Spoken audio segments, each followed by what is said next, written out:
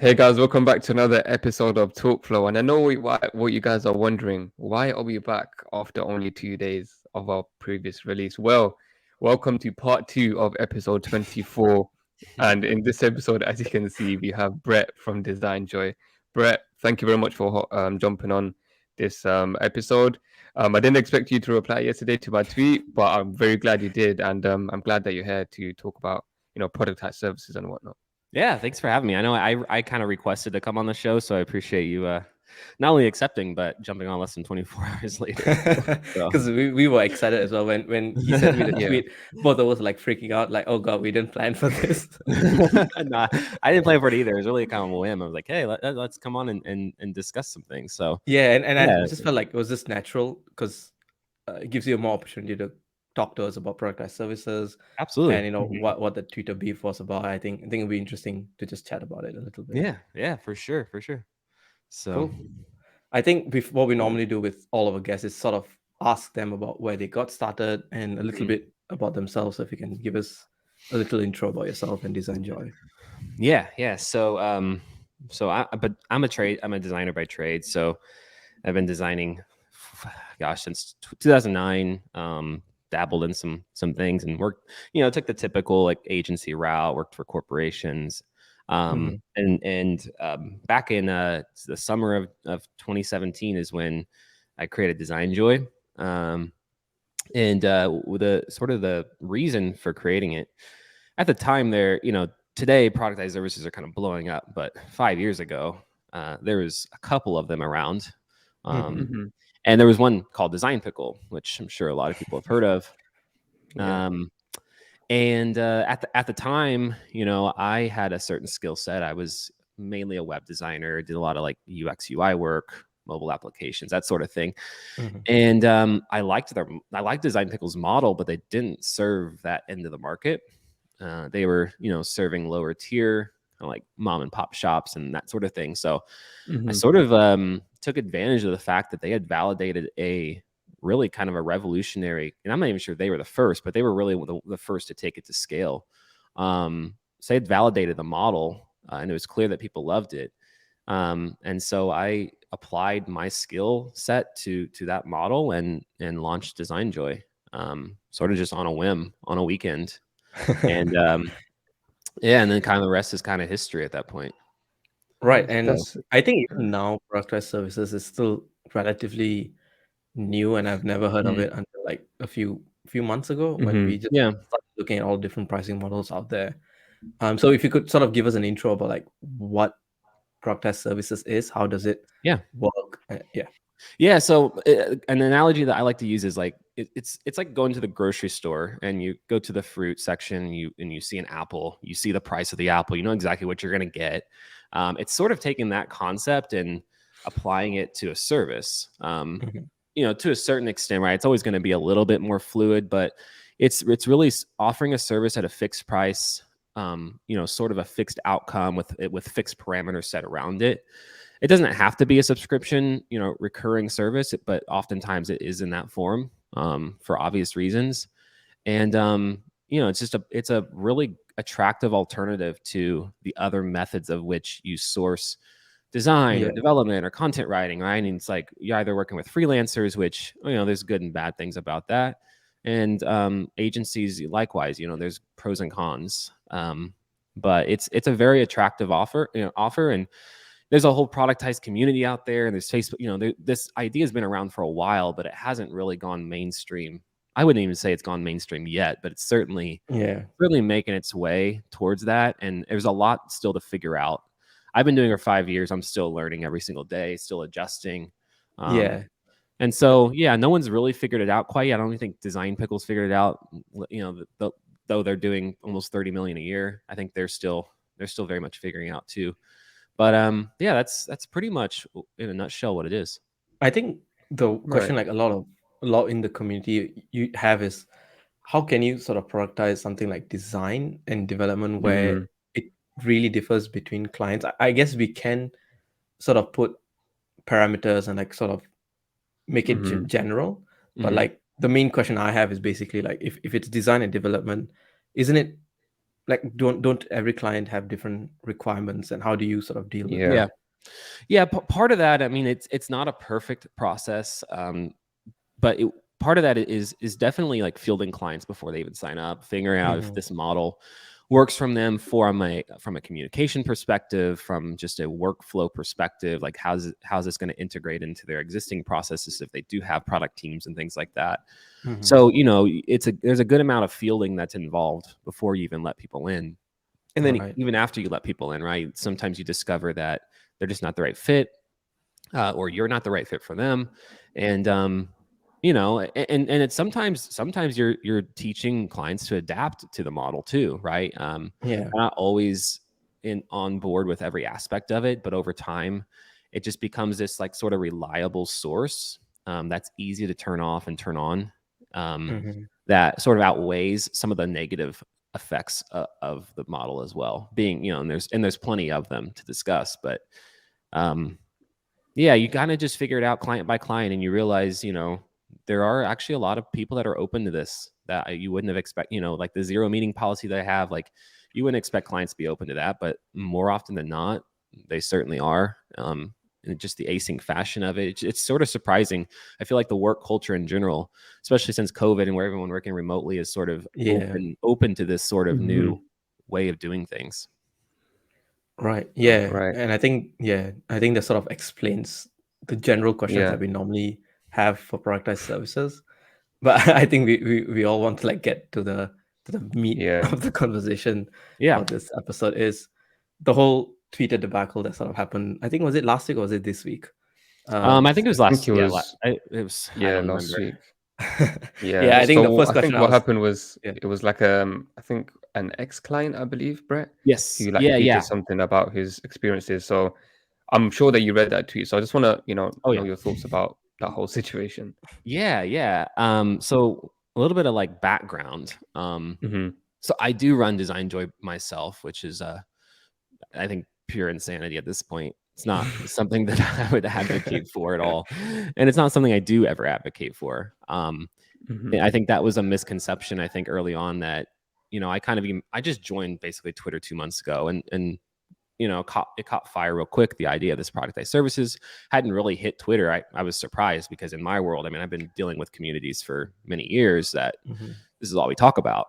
And so I think there's this misconception and less focus on the idea of productized services and more focus on the fact that, like, dude, this guy does it by himself, and he's teaching others to do it by himself, which wasn't ever the case. And so at one point in time, one of the great side effects, or I guess the great in size but bad side effects of running something like this solo at this scale, is you can get sick. There's nothing stopping you from getting sick, getting hit by a bus. You know, there's all kinds of like risks that you run when you don't have a fallback plan or someone to pick up the slack when you are down for the count, right? And lo and behold, you know, avoided COVID for, I felt like, forever, and caught it. And I knew it was coming at some point in time, and I should have had a plan in place for when it did. But it took me down. You know, it took me down for 2 days initially, and then a while to get caught back up, essentially. And so during this period of time, I stayed on top of things as much as I possibly could. And that's expected when people are paying monthly for something, right? It's not like I could just necessarily take a vacation or anything like that with this model. And that's one of the downsides to it. And so this particular client experienced, I don't know, to the extent I looked back briefly and tried to like retrace my steps. And I think he experienced a few requests that were, that went beyond sort of this 2-day period that I've sort of not promised or guaranteed by any means at any point in time, but just sort of, you know, expressed, I think, throughout the process. And unfortunately, it's not his job to tell me this, but unfortunately, it wasn't communicated to me that he was unhappy at any point in time. I thought, you know, it was going great. In 2 months' time, we worked on 2 branding projects, 2 websites, his product design, and there's some miscellaneous stuff. So by all accounts, I thought things were going well, even though there was some delays while I had COVID, naturally, which is not his fault. And he's totally in the right for being unsatisfied with that. And so, he took to Twitter And after his subscription was over, and he was with me for 2 months, and basically started sort of picking apart the model and why it wasn't a valid model and why it was dangerous. And I think he was under the impression that, you know, I recently come out these one-on-one calls. I think he was under the impression that I was teaching people how to do exactly what I do instead of just how to productize a service. And so, yeah, he took issue with that, which is totally fair. I mean, I learned a lot from it. I tried not to roll him under the bus as well, because I think there was very valid points to what he was saying, and some definite opportunities to learn some lessons. So that's essentially what happened. And I think you know, there was a lot of people already skeptical of what I was doing, even though I've been doing it for a long time. There was a large part of Twitter that was skeptical. I think you guys were even skeptical. Yeah. And so as soon as there was a smidgen of evidence out there that it was anything other than what I was saying, I think people just jumped on it.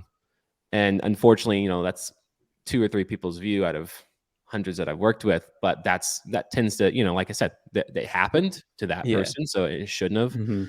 But so that's kind of what brought us. It's always the negativity that sort of spreads, isn't it? Yeah. And I don't know, maybe like I don't know if my other clients follow me on Twitter, but I started getting all kinds of like positive messages, which is like kind of carried me through it, and like saying, you know, I love this stuff. What were you feeling like during when you first saw that? It must have been.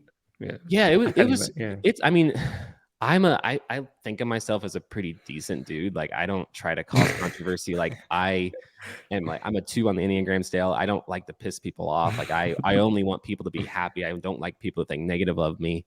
And so this guy, Adam, you know, he was honestly like a lovely guy to work with. I had no issues with him at all. I still really don't, because like I said, there was some validity to what he was saying.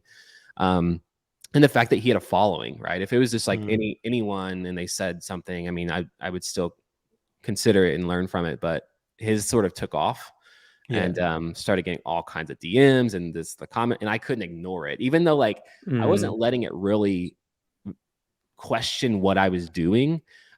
It was just more the perception of what I was doing, and it wasn't a good perception at all. And I don't think it was. I don't think people fully understand the model. I don't think people fully understand the unlimited revisions part. like there's all these misconceptions about this thing that people run with, and they don't even know. I mean, it's like and I think that was the same with both of us. Like I think when I first saw that, I was like, there's no way. Like I was very skeptical same, as well. But I think we both we spoke to each other. We were like, oh man, something must be off, right? Like there must be a catch to this. And we didn't want to like say it doesn't work, because it clearly does. So even though I was skeptical, I was just seeing, okay, there must be something to it. Maybe he's doing something that we aren't. The one thing that I was very sure that's like, you probably work crazy hours and like I do. So that was the catch, which I don't think anybody sort of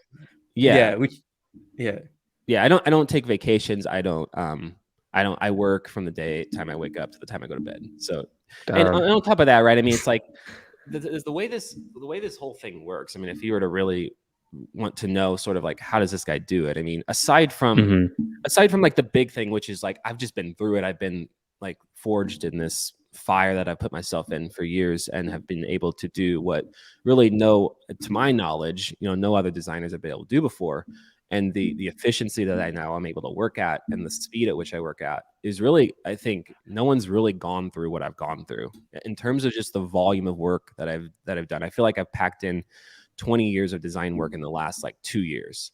And so, you know, it doesn't make sense to people why I'm able to do it. But there's also other aspects of it that the model sort of supports as well, which is like, you know, I know you guys mentioned, you know, I was working with like 60 clients. I work with about 40. So not that makes things a lot more believable, but it's not 60 I couldn't handle. I mean, that I would draw the line. Oh, right. And so, you know, you have 40 clients. Not all of those clients are using the subscription actively. You know, you have some that haven't used it in weeks. You have some that do use it every day.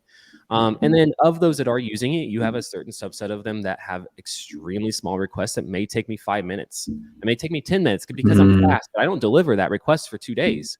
I'm not going to be punished for the speed at which I work.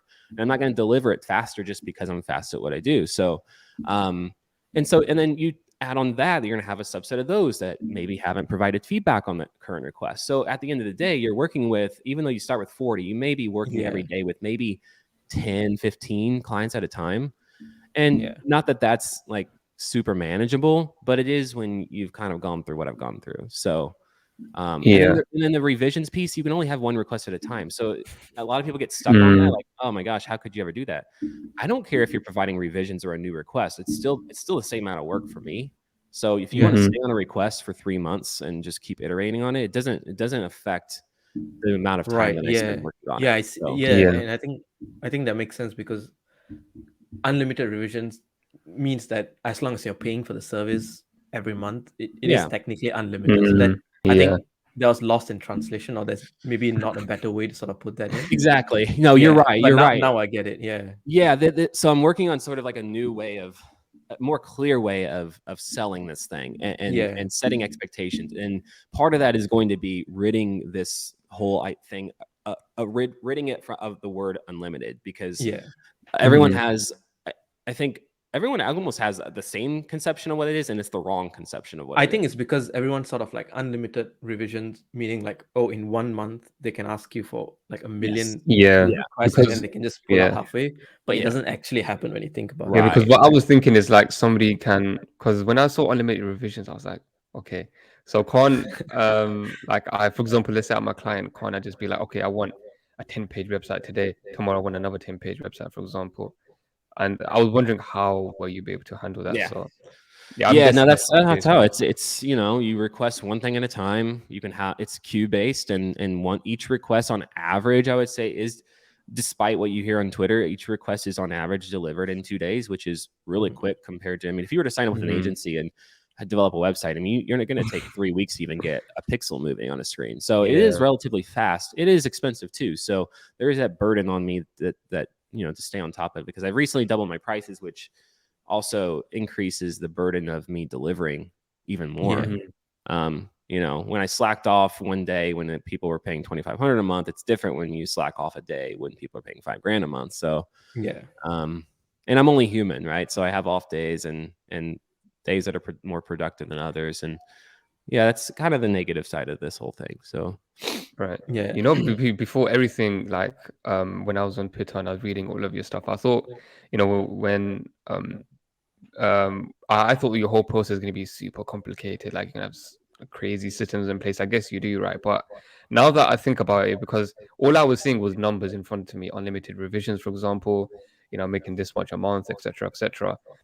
I think everyone kind of forgets the nuances, like you said. Like, for example, some requests might be minor. You're only going to be working around 10 to 15 clients a day. So now that you're saying all of this stuff, it kind of makes a lot of sense. Because I think now we can see behind the screen and see the full picture, right? Yeah, exactly. I mean, there's out of let's say 20 requests, there's a few in there that do take maybe an hour at most. Like an hour for me on a request is a long time.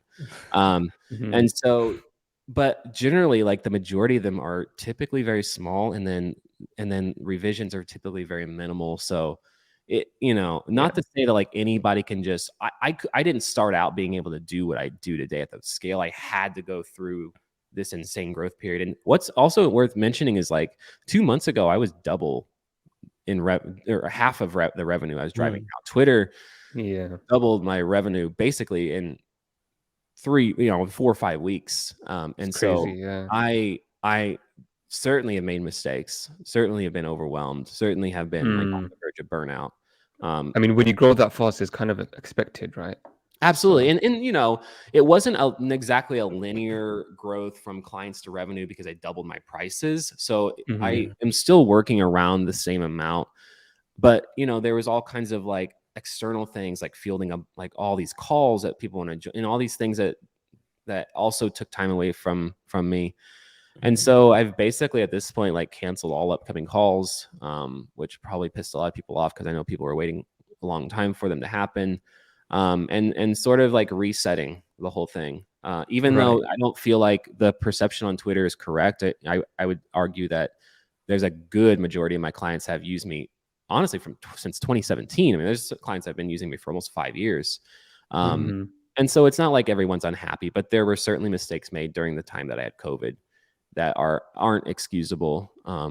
But I'm trying to make changes to that and have some ideas. But Yeah, I just wanted to get back to the tweet that was from your ex-client, because I think he mentioned something along the lines of the only reason he was tweeting this is because you were charging, I believe, like calls with other people, and that is Yes. what kind of instigated him to tweeting. So what do you have to say about that? Because there's a lot of talk going around. Because I even saw, you I think it was like $500 an hour to kind of talk about how to productize services, which is cool. But then why do you think your ex-client kind of thought, took that the wrong way? I think the obvious is that he doesn't think I have the time. He wasn't aware that I was going to cancel my calls, which frees up. I have 3 of those a day for every single day. And there's also the aspect that like I'm still trying to figure this out. Like I'm eager, as it's apparent on Twitter, eager to like to teach people this concept and how to do it. And I put that out on a whim, not knowing fully I put it up. The price was so high. I mean, I expected to get a few of them. I didn't expect to happen what happened. And I think I probably shouldn't have done that, especially given the perception of it. But also, like, I wasn't under the perception that my clients weren't happy either. So there's still today only a few on record that I'm sure there's more out there, but only a few on record on that Twitter thread that were sort of like unhappy in various degrees. And so when I'm working, I think it was just all the timing of it, just sort of. It was the timing. It was all the timing just went in the wrong direction. And also, I think with Adam, from what I know about him, and again, this is only positives for him. Like he's managed to create something that apparently he doesn't work that much and makes a really good living, which is kind of the opposite of what I do. I work all the time and make a good living. But I think that's sort of his thing. And so given his perception of my service and how sort of bad it is for the founder, especially, I think that's his main concern is you're basically running yourself in the ground. I think more than anything, more than like the lack of time that I have, I think he perceived it like I was going to teach people to run themselves in the ground too. I think that I don't think he came out and said that, but that's my assumption. I don't want to put words in his mouth. That's what I felt as well. Like when I read his thread, it was pretty much like he was worried. And I think that's probably why he was more inclined to tweet about it, because he felt like, oh, if people are going to be paying to learn to get the same, to treat everybody sort of the same the way that he was treated, I think that's what he exactly. And then that's fair. I mean, if that's what he wants to like, if that's what his mission is to get people to not do it, I mean, that's fine. But I mean, if you look at my agenda for those calls, nowhere in there does it say anything about doing this yourself. It's all about finding your niche, determining your price, like figuring out like, is this something you want to do yourself? And if so, how are you going to maintain it? Like to what scale? There's nothing.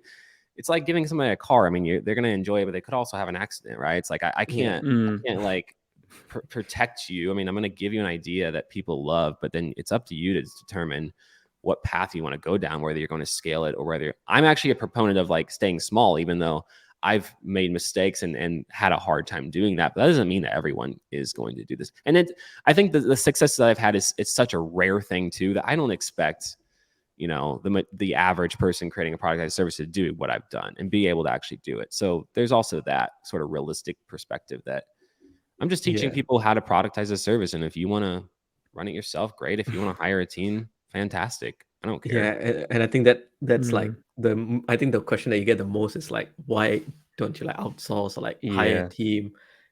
I think you sort of talked about it a million times, but is there a reason why it's like something that you still haven't really done, or just there's a lot? I can make a lot of excuses why I haven't done it. I think the main one is just like I don't have the clarity of mind to do that when I'm so far in the weeds of this work and just keeping up with it, like to separate myself from it and to be able to look and hire someone and onboard them and train them and get them up to speed when it's just me.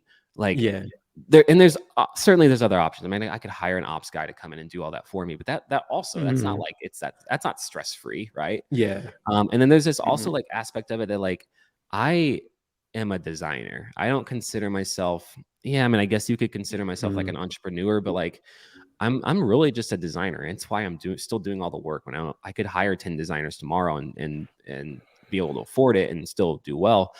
Well, like that's not. I enjoy doing the work, and I never anticipated it being what it is today. I didn't put a plan in place. I didn't have any sort of like roadmap. Still don't. And so I scaling it and hiring a team and doing all that, it's just not something that I'm interested in. I'd rather scale back and make less money and do less work than to build this into something that goes beyond myself. Right. Yeah. So yeah. And it sounds like it's like purely out of passion. Like you still want to do the design. You don't really want to take a step back. Am I correct in saying It's that? sort of passion, sort of just being risk adverse, right? Like just keeping it simple, not involving other people's lives. And I don't want to be responsible for I don't want to be responsible for anybody's paycheck, really. I mean, it's like if I decide tomorrow to just like drop this thing and go do something else, I want to be able to do that. I don't want to be sort of like stuck, and be responsible for someone else. Yeah, and like another thing is like when you start hiring, you also become a manager, which is a complete different skill to like just design. Yeah, exactly. No, and something that I would say like one of the drawbacks of this model and people have figured out is like profitability when you're paying employees to do something that's a fixed price per month with a variable amount of work involved. Yeah. Very difficult. I mean, there's certainly ways to do it, but again, it's like I don't have the mental capacity at this time to figure all that out. I'd rather just keep pushing and be stressed to the max with work than like have to like also keep up with the work and do that, even if it's for a short period of time. Because I don't know if that would be, I don't know if I'd be successful doing that. Maybe it'd fail hardcore. Maybe I'd hire the wrong person, or maybe it'd just be totally different than what I imagine it being and not necessarily being a net good for the business. So, hiring is not always the answer, even though sometimes feels like the obvious one. Yeah. And I had like another question pop in mind while we were talking and I completely blanked. But yeah, I think after this, what are the steps that you have taken up to allow for maybe taking more breaks? Times where because you did mention that you cut off some clients, right? Like so I did begin cutting clients. The problem right now that I'm facing is like I don't have any bad clients right now. I usually when I do get a good client, I have to pretty much get rid of them right away just because of one bad client can ruin a good day. So I'm already protective of that. So I don't have any bad clients right now. And there's so many clients that like don't use the service that often that continue paying. And it's like, I don't want to cut them, but I also don't want to cut my high paying clients who do use and love the service. So I'm going through a period of time where I'm trying to identify what the right move is there in terms of how many clients I cut. I could cut half of mine, like I said, and work half as much as I do. And I'd be well off. I'd be fine. Yeah. I could also cut a quarter of them. So first step is identifying what my client set looks like. The second, is just like really improving the service. Now that I'm going to free up a lot of my time, I have a lot more time to like focus on optimizing things from a process standpoint, providing ETAs for requests, better, more communication.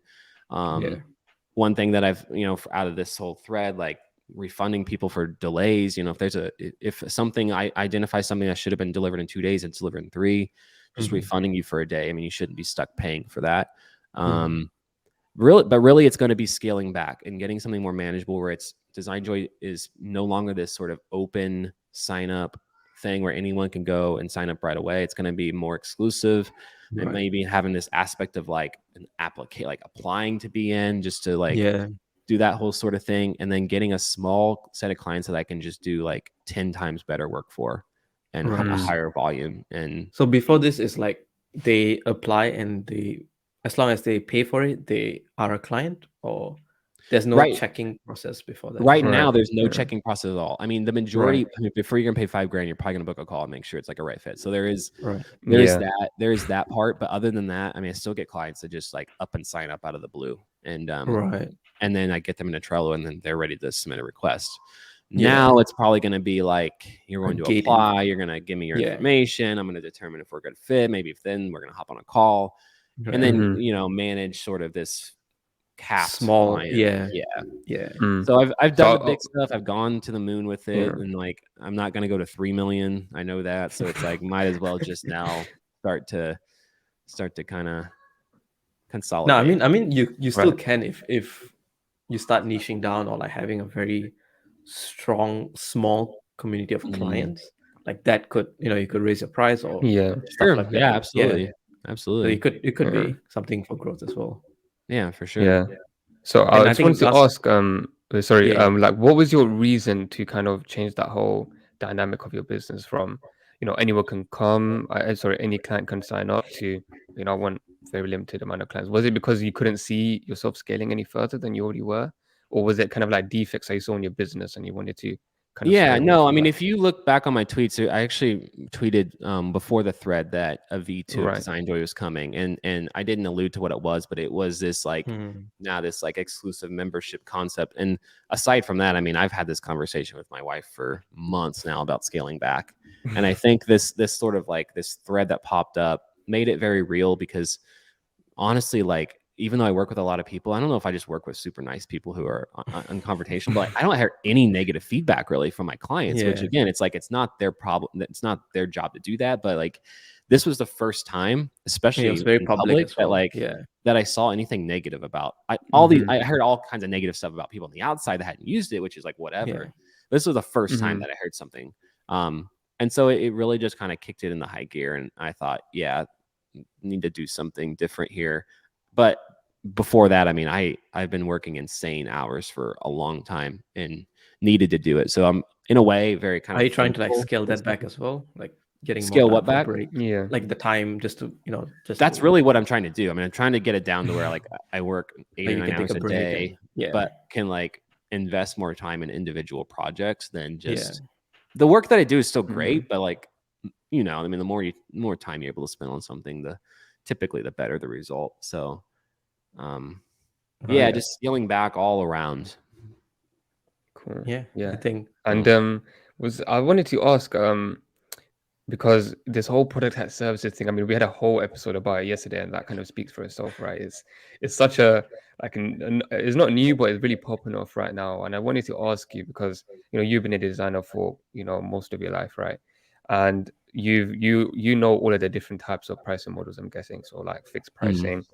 And I wanted to ask you firstly, what made you kind of switch from that traditional fixed pricing model to productized services? And would you recommend anyone else doing productized services? Yeah. So what I did was I was in the kind of a middle of like a corporate mess with a job that I knew was going to end soon because the company was failing. And I wanted to I really honestly wanted to branch off as like a freelancer. I didn't want to go to work for anyone else, and creating like a traditional business wasn't, again, like I'm a designer, so it wasn't something that like interested me. And so, but it's also like, it's hard to sell there's so many freelancers nowadays. Like everyone's a freelancer. Like, how do you stand out? And I thought the best way to stand out would be to like not create like a personal brand, which is like what people should certainly do and invest in, but almost create like a hybrid of like a personal brand where it's like, it's still me, but there's this like unpersonal brand in front. And it hadn't really been done. I mean, I'm sure it's been done in different industries, but it hadn't really been done before. But I thought I could enter into the market as DesignJoy faster than I could as Brett. So I did that. And like I said, I liked I mean, obviously everyone is like, kind of the goal of pricing is like recurring revenue. So I don't think I need to like tell you guys why I went that right. That's pretty obvious. But it's also like I said, it's clients love it. Like, it's honestly like even at $5,000, I mean, I'm told like, this is too cheap. Like, what's the catch? And, it's like people love the idea of just this turnkey solution that they can just pay monthly for, not have to get individual quotes for requests and have to go through negotiations and do all this and that. It's just kind of like, it's just there if they want to use it, and they can pause it if they don't. And like, it's really just a phenomenal, very attractive offer. So if they don't use it, they can just pause it for like that month. Yeah, I have clients that like, they'll just have, let's say like they're raising money, so they want a pitch deck done, but then they're gonna have more work after that, but they don't want to like pay for a subscription. They'll just sign up, get it done in week 1, and then pause and come back, resume whenever they're ready to go. So it's just, again, it's like just this thing that you can turn on and turn off and instantly, basically. Have you ever had a client where they pay for it for like a month and they try to squeeze as much work as possible? It used to happen more. I started out at $440 a month. It happened a lot more back then. And then it even happened at $800, and it even happened at $1,500, and it even happened quite a bit at $2,500. But the higher you go up, the more high caliber clients they're not strapped for cash, and they're not trying to like squeeze everything out of you. So, but yeah, the lower price you are, the worse off that is. Yeah, because I think the higher price they pay per month, there's they probably can find someone quote unquote cheaper just to do it as a one-off thing rather than a monthly thing. Whereas no, I if mean, it's go ahead. So whereas when you're charging very less, like 600 or something like that, you're probably the cheaper option than getting someone to do it one time. So they try to squeeze you off. Yeah, now that makes sense as well. Yeah, and what happens too is like when you're smaller price, I mean, people look at you like sort of like a supplemental service where it's like, oh, this is a way to get a website done super cheap. Yeah. When you're a higher price, now you're almost like taking the place of a full-time desiginer within the company. So, and then it's not this like constant need of like consistently giving them work all the time. Yeah. So it's just a little more, it's just better all around. So and now a lot of things like starts to make sense because all the presumption I had before, it's like, yeah, okay, now that makes sense. Because it's very easy to sort of just look at all the things and be like, that's too good to be true. Yeah. And there's still a little bit like I said, it's still a little bit insane what I'm doing. I'm not like trying to oversimplify it. I mean, I do go through a crazy amount of stress and crazy work hours, but it's not the perception that the best has. Absolutely. Yeah. I mean, we said it yesterday as well. There's not one perfect pricing model that has no cons or whatever. I think it's a very individual thing, and that works for you, right? Yeah, I mean, it's like that's my whole thing with this whole productized design service is like people, Adam included, are basically saying that this isn't a valid service because there's all these negative aspects of it. It's like, name a business that doesn't have negative aspects of it. Just because like there's cons to a business model does not invalidate it. Like I have a lot of happy clients. I have some that are unhappy. Name a service that's not like that. I mean, it's so you kind of just have to like cast a wide net. You'll end up with a few fish that stick around, and the others will realize it's not for them, and that's fine. Years down the road, you end up with a solid client base like I have that do stick around. So, honestly, I think it was a good decision that we sort of jumped on a call because it really clears up a lot of questions that we had as well, which I think if anyone's watching, they probably have that answered. For sure. I hope. Like I said, I don't mean to glamorize it. I don't mean to say that like I haven't made mistakes. It's always two sides. I think it's obvious that like mistakes have and will be made and will continue to be be made. I don't ever like sell this as a perfect service that is a fit for everyone. I mean, if you're ever on a call with me before you sign up, I talk more about what DesignJoy is not than what it is.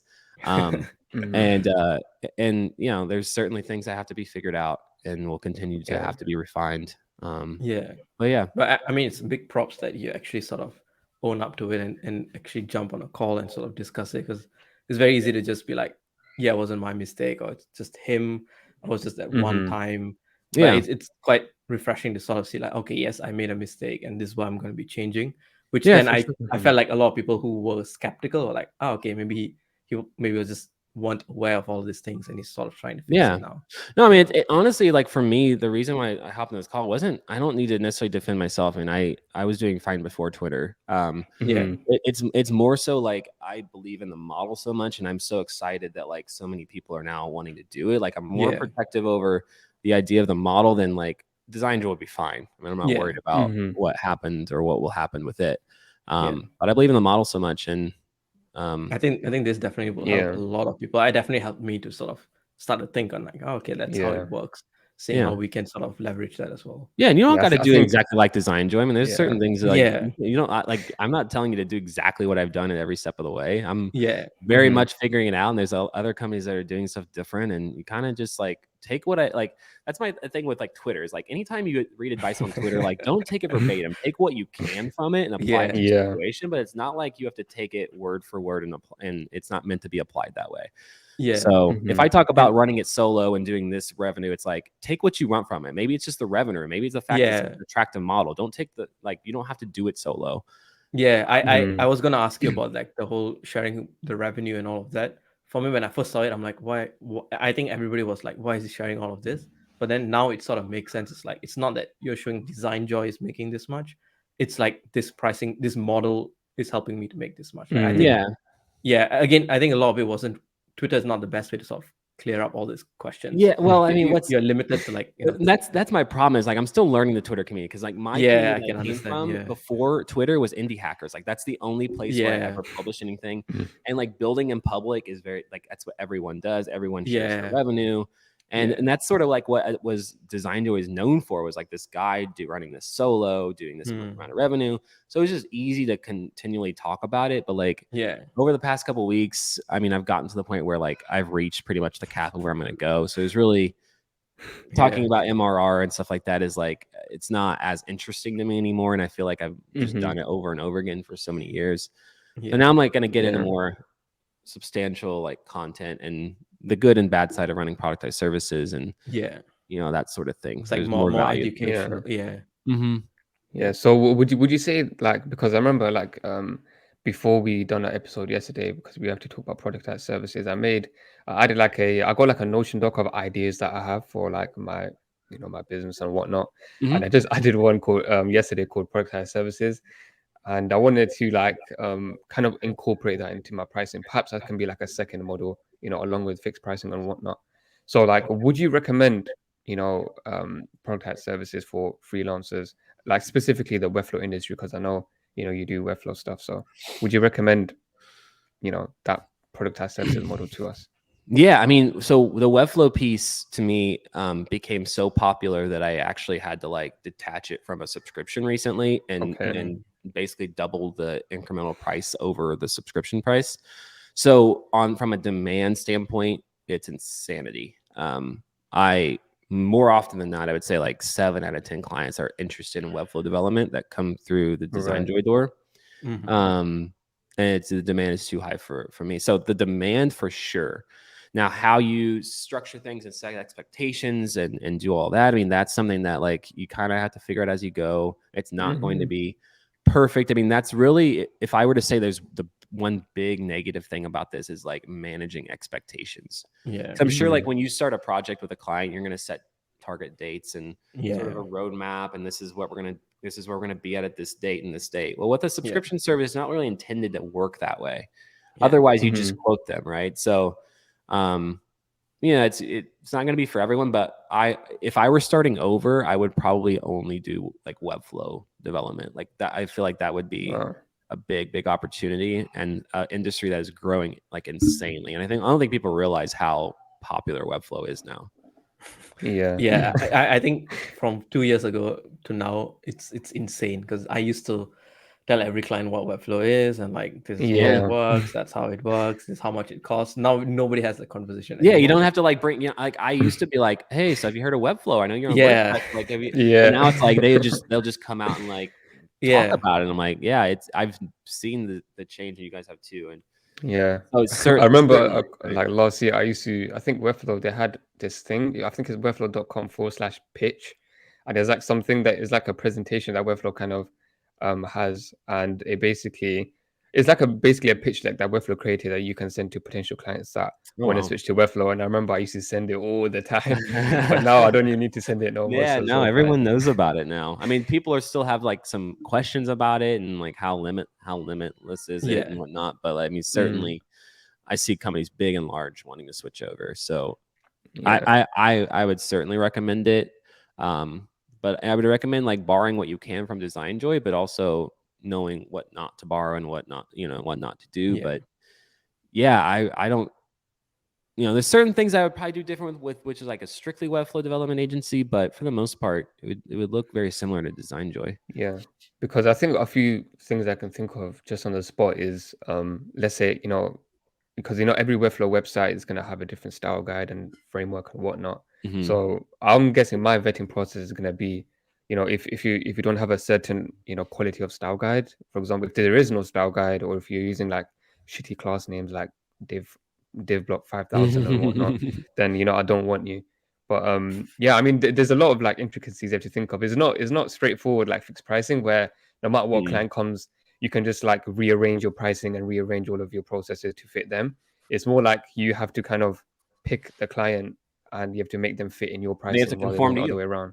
Yeah, and you'll notice you'll get to. I mean, you probably already do this, where it's like I get a Webflow client that has an existing site, and those are often the most troublesome clients because the person that built the Webflow site did not care at all about naming structure and all. And it's like oftentimes I will just be like, look, we're either gonna tear the floorboards up and rebuild this from scratch, or I can't do it. I mean, I have to be like with this industry, like productized service, you have to be able to move fast, and you have to limit the amount of ace, because clients are expecting something tangible. They're not expecting something like, just here's like an update, like, or I'm doing research on this. Like, they're looking for something they can see. So with Webflow, like, you need to be able to get to the point where you rid yourself from all of the sort of the noise and distractions and just be able to like produce the work. And if you're having to like figure out how things are named and this and that and not able to produce and stopping you from producing, then it's often what makes clients unhappy. So. Cool. Yeah, I think highly recommend it, obviously. 100%. I think I'm gonna be, dabbling my feet in. There's a couple out there too. Look at them. There's one out there called, what is it? Flow something. Flow Ninja. Flow Ninja. Okay, I've never heard of them, but there's another one. I can't. The name. I think there was one called Design2Flow. Sorry, Design2Webflow. I think they're in beta right now, but I saw that website. And I think their one is like they're doing productized services, but their niches from, they're developing. So if a client has designs, they have, they're just developing to Webflow. That's their niche. And I think that's a very good niche. So, for sure. Now, one thing like free piece of advice just from what I've heard is like, the like normal like subscriptions to build a site, it's great, but like a lot of clients are like looking for something that's like post build. That isn't like the high price tag of like a subscription. So I think that would be an attractive like option if anyone is looking to productize Webflow, to offer sort of a second level like sort of maintenance tier or something like that. But so awesome. This has been fun, guys. Anything else like you want to discuss? Or no, I think you really went out, and I think it's probably the most casual, more conversational sort of content we had in a while, because we generally were curious and like we had questions in mind, and I think you were very honest, very clear about it, and I'm really happy that you realized and you're also fixing it, and that's really good. And I think DesignJoy that. I think DesignJoy is gonna do better now, because I think it will for sure. So don't worry about it. I think. And also do take some breaks. It's an easy service to criticize, so I appreciate you guys being open-minded and like and appreciating. Because we are pretty new course to this correction. Well. So we the thing is, what I didn't want to do was come across as very confrontational or like, oh, why did you do this? Why did you do that? And that's what I honestly I didn't know you guys, so that's what I like when I started playing it and you mentioned DesignJoy. Says like, I kind of knew the path you were going to go down, and you didn't. So that's why I reached out. I was like, these guys seem open-minded. They're genuinely, I think, curious about it and how it's all working. And like, and you brought up some like very valid like criticisms, and so I thought, this would be an interesting conversation. We were really shocked and really glad that you actually reached out. Awesome. It's been my pleasure. I enjoy talking to like-minded people and giving the opportunity to sort of like not clear the air, because again, I'm not defending what I've done. Just sort of like clear the air around productized services and clear up some of the misconceptions and also make very apparent some of the negative sides of it. So it's been my pleasure. Definitely. All right, thanks for your time today. Cool. Really appreciate it. Yep, absolutely, anytime. Cool. All right, guys, thank you very much for watching. This was episode, it's so weird to say, but it was episode 24.5, because this is kind of like the part 2 of episode 24. And Brett, thank you very much for jumping on. You did clear the air about a lot of stuff, and you did actually inform us a lot more about productized services. And it's actually intrigued me personally. I'm definitely going to be, playing around with it and whatnot. But guys, if you did enjoy the episode, make sure you leave a like. All of Brett and DesignJoy's links and all that is going to be in the description. So make sure you check him out and check out DesignJoy. And make sure you subscribe and turn on the post notification bell button for future uploads just like this one. All right, guys, thank you very much for watching, and see you next week. Bye-bye. Bye.